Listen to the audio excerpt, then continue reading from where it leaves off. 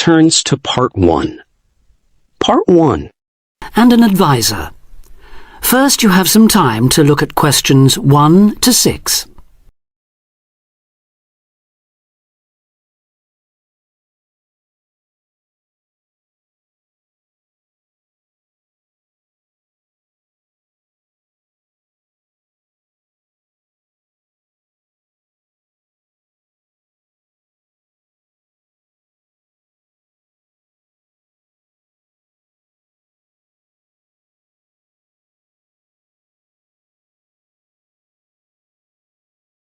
Now we shall begin.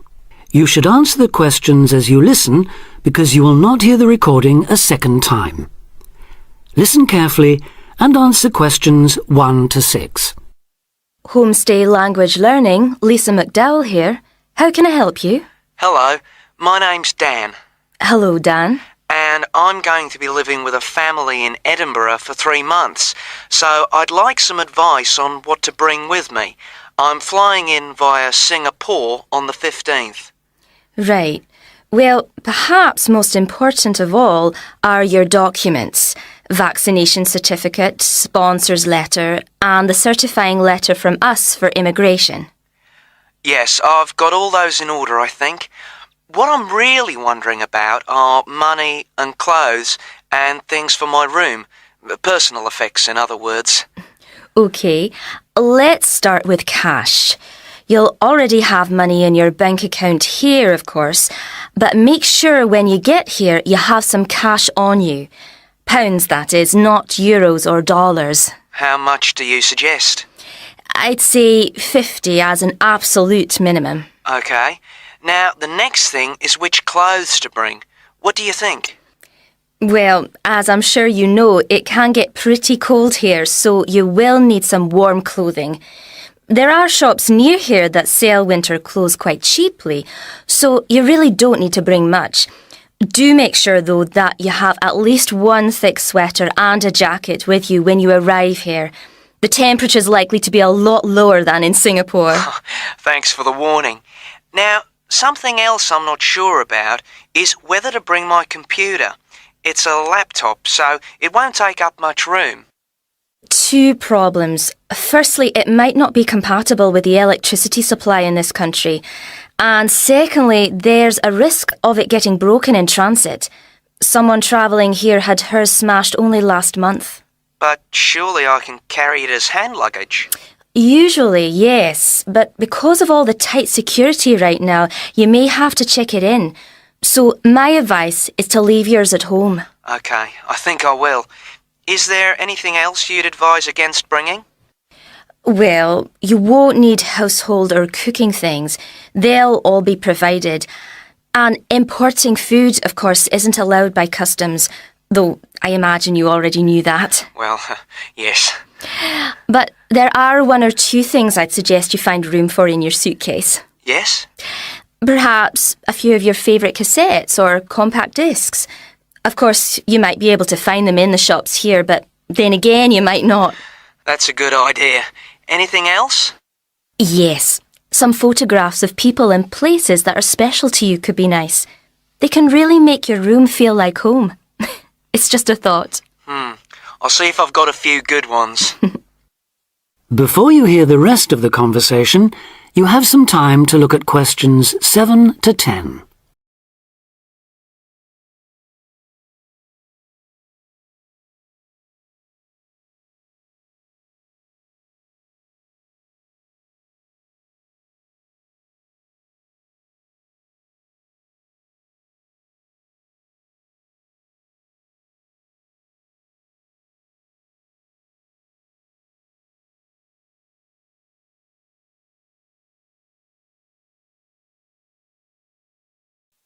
Now listen and answer questions 7 to 10.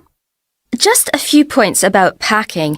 Make sure all your cases are clearly labelled, in English, with your host family's name and address.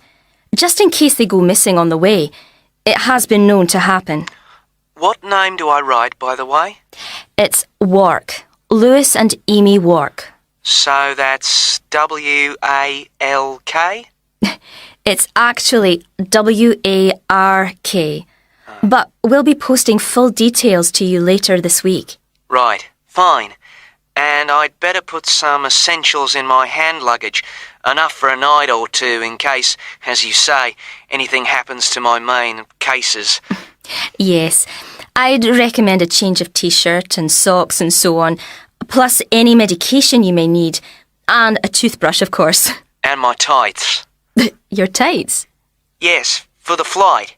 Wearing them helps prevent deep vein thrombosis when you're flying long distances, not getting any exercise. Oh yes, I've heard about that. Now, talking about exercise, there's one last thing. When you've packed your baggage, check you can carry it, all of it, at least 500 metres without any help. You may have to do that. Okay. Well, thanks for all your help. You've cleared up a lot of points. Oh, you're welcome. Have a safe journey, and we'll look forward to seeing you next month. Bye. Bye. That is the end of part 1. You now have half a minute to check your answers.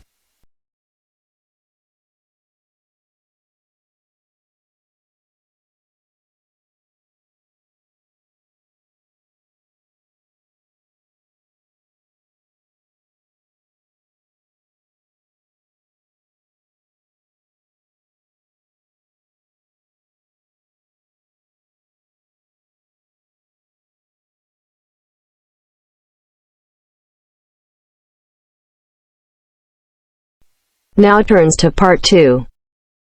Part 2. You will hear a conversation between an IELTS candidate and an IELTS administrator. First, you have some time to look at questions 11 to 15.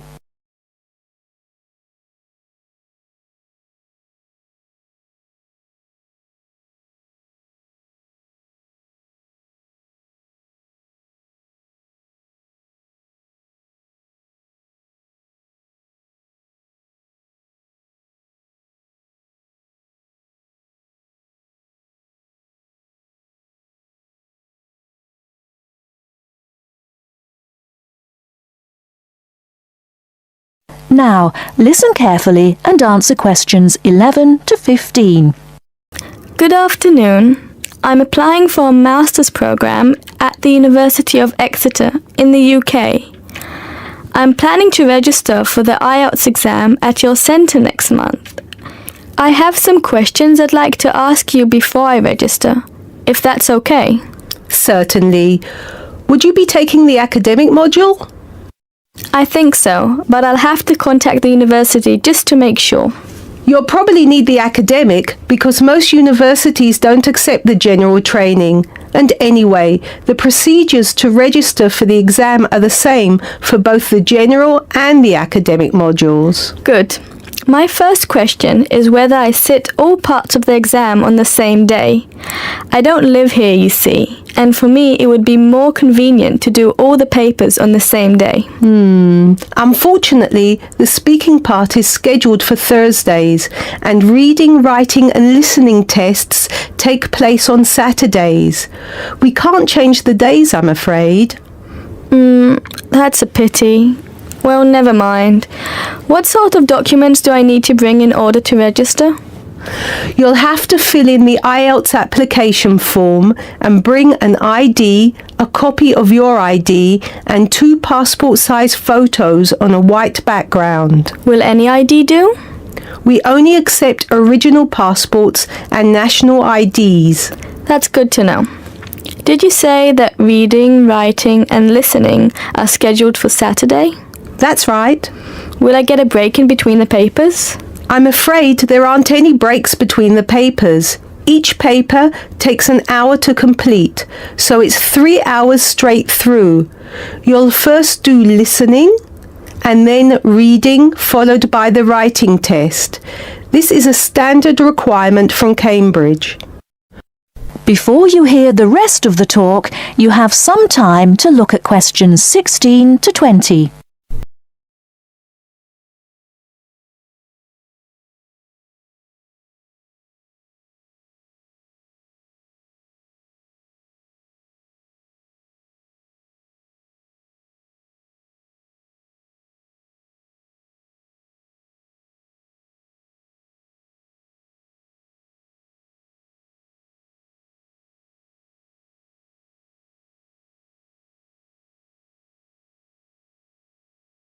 Now listen and answer questions 16 to 20.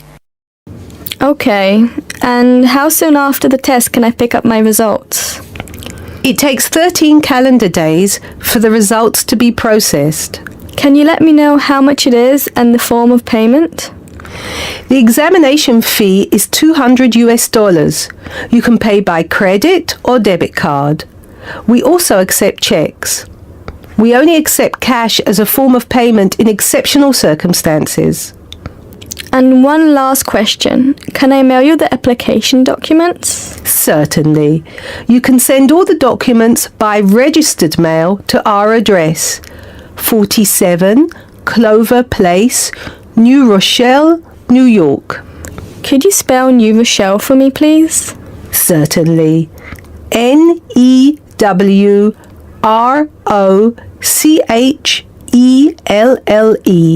Could I have the zip code as well? Sure. Our zip code is 10806. Thanks. You can also email us at inquiry@examsmail.com or phone us at 325-9082. I think that's all. Thank you very much for all the information. Bye. You're welcome. Goodbye. That is the end of part 2. You now have half a minute to check your answers.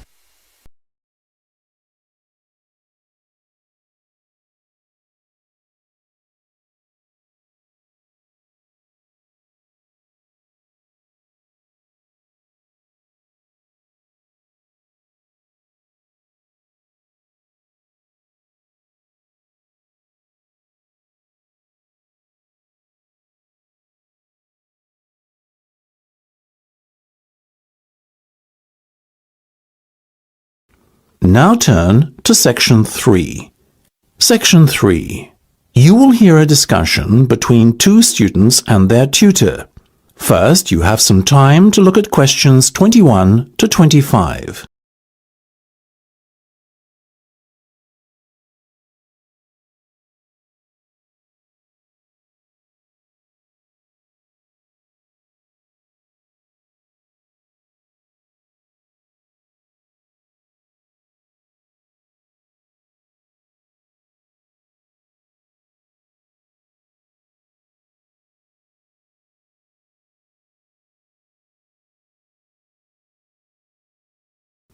Now listen carefully and answer questions 21 to 25.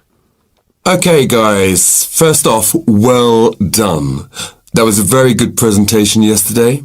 Now I'm just going to ask you questions about it before I give you my feedback. That okay? Sure. Of course. Right. Well, in that case, tell me, Niall, why did you choose to talk about Rafael Nadal? To tell you the truth, I didn't. I think I'd better let Sheena handle this one. Sheena? Yes, it was my decision to pick Nadal. Now, that might be a strange choice for a presentation entitled Someone Who Inspired Me to Study Psychology, but... Yes, but I was going to say, it does seem rather an odd choice. Was it simply down to the fact that he's a sporting hero of yours and so a role model? You talk about him a lot, Sheena, so this much is clear. It's true. Nadal is someone I look up to, but my reasons for choosing him were totally professional. You see, I doubt perhaps in the history of tennis that there was ever a better match player than him, and that got me thinking, what is the secret to his success? How does he control his nerves so splendidly? The more we started to look into his background, the more I realised Sheena was right. Nadal was a perfect candidate for this study. He is, on so many levels, a very well-balanced character, and it was fascinating to gain an insight into the mind of this great champion over the last few weeks. I'll admit that I was at first somewhat unsure about whether or not I should back Sheena on this one, but it didn't take long for our research to put us at ease.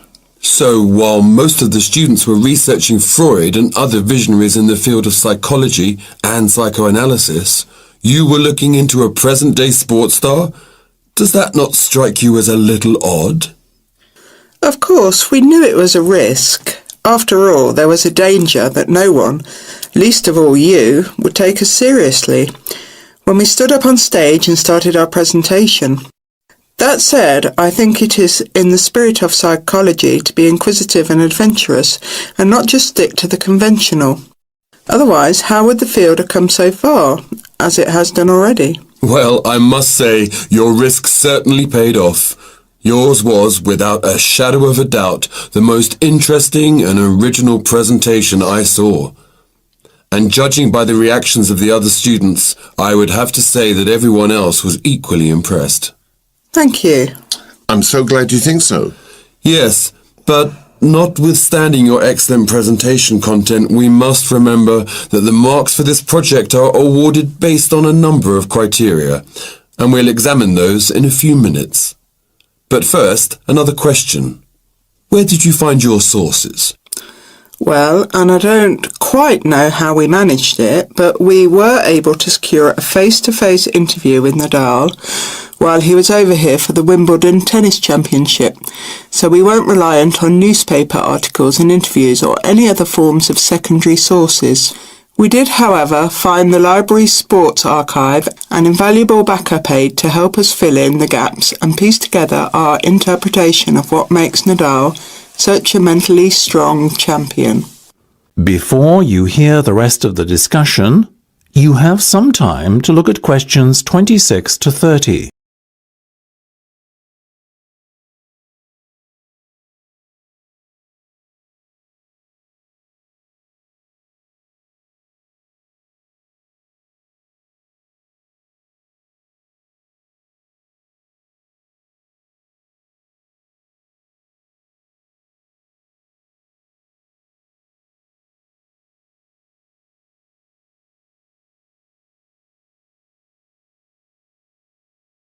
Now listen and answer questions 26 to 30.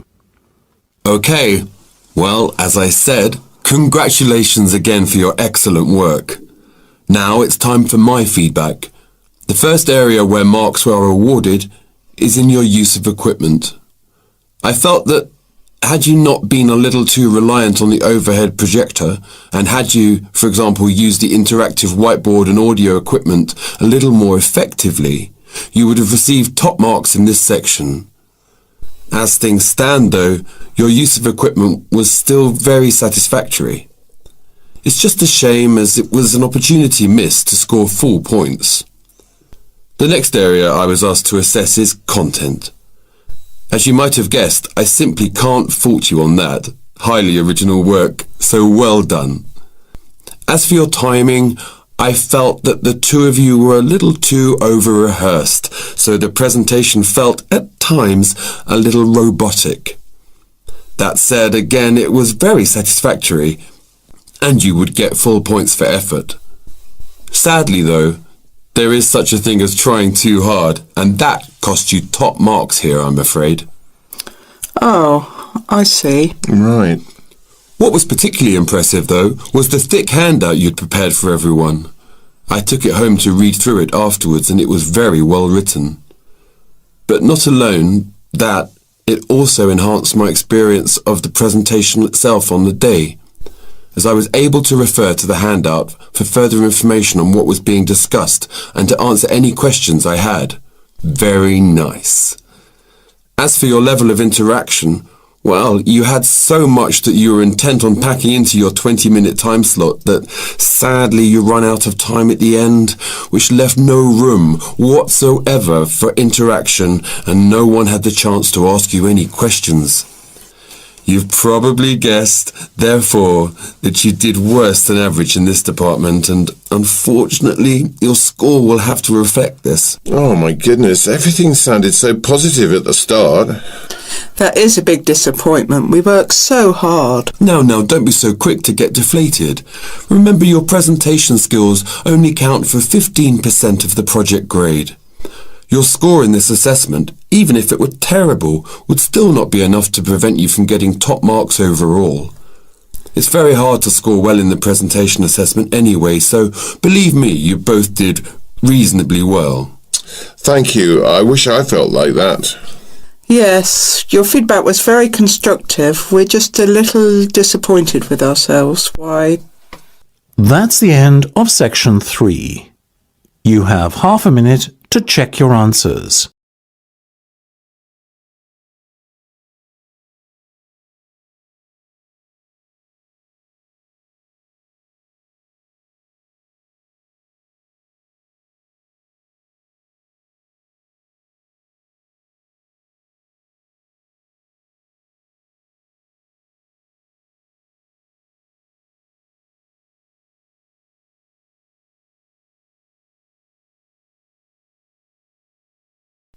Now turns to Part 4.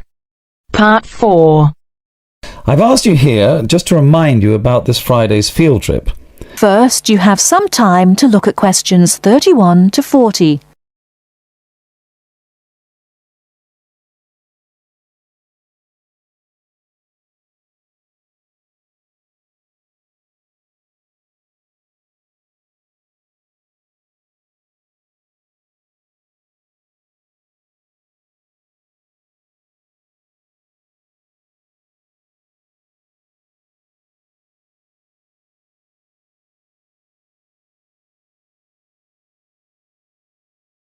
Now, listen carefully and answer questions 31 to 40. OK, I'd like to keep this meeting as brief as possible, as I'm sure we all have things to do. I've asked you here just to remind you about this Friday's field trip. This is the first of many field trips you'll be going on, so there are a few rules I'd like to make clear now. Most importantly, I want you all to remember that simply because you are leaving the college does not mean that you are not studying. This is an essential part of your course and should be treated as such. There will be 2 assignments for you to complete whilst you are there, and some extension work you will be expected to do over the weekend, so I suggest you all pay attention on the day. Moving on, remember that we are going to a salt marsh and must dress appropriately. High-heeled shoes and t-shirts are not what I consider appropriate. You need good footwear, preferably boots, and you should bring a waterproof jacket as the weather is unpredictable. It would also be a good idea to bring a change of clothes. There is a chance you will get wet, and a 3-hour return journey in damp clothes is nobody's idea of fun. We will be on the marsh from about 10 o'clock to about 4, so you will be given a light lunch.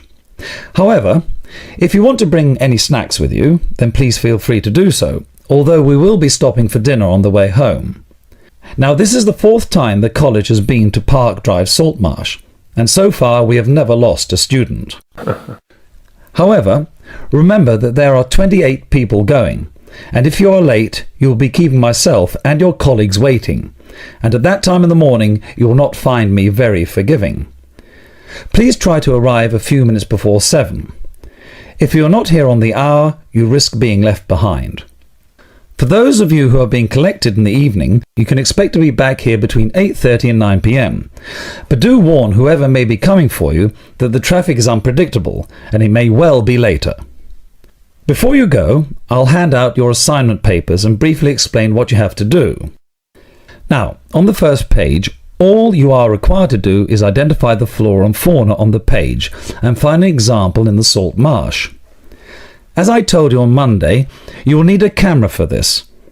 I recommend one of those disposable cameras rather than something more valuable, as the marsh can get very dirty. Now on page 2, you'll be looking more at the bird life on the marsh. You should be able to see what you have to do for this assignment, but there will be plenty of time on the way there to ask any other questions. Well, we'll stop there and I'll see you all on Friday morning. Oh, before you go, just a word of caution. The plants are there to be seen and photographed only. Remember that this is a protected site and we will have to get permission for this trip. If there are any problems, we may not be allowed to go again, and you will be spoiling the opportunity for other students. Okay, if you have any questions, come and see me later today or tomorrow. That is the end of Part 4.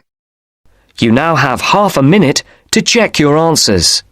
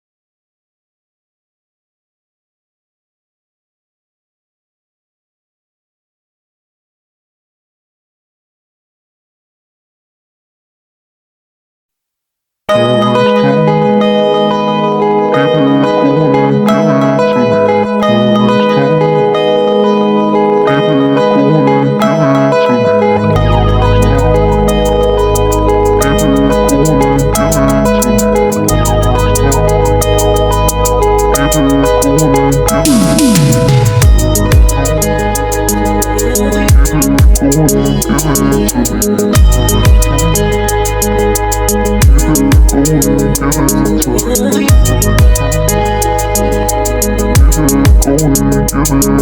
to me.